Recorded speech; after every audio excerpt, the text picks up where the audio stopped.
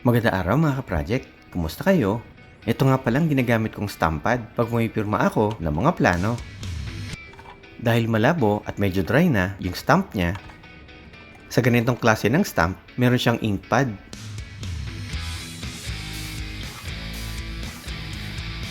At dito tayo magre-refill ng ink mga ka-project. Tara, lagyan natin siya ng ink mga ka-project.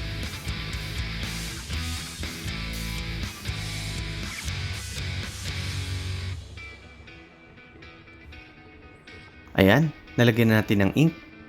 Tara, balik na natin yung ink pad.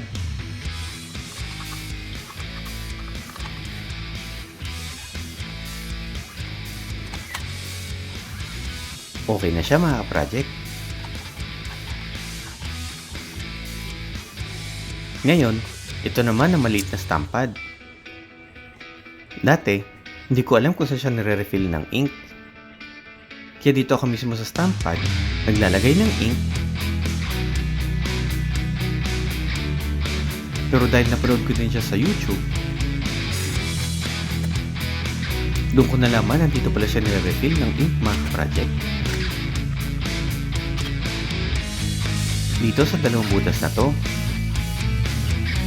Tara, lagyan natin siya ng ink mga project.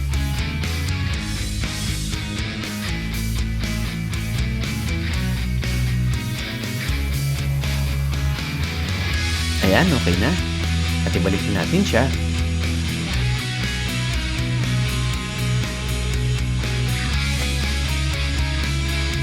Okay, yan. Try na natin sila.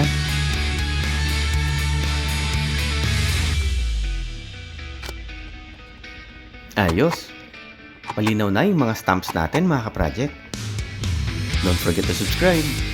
Maraming salamat.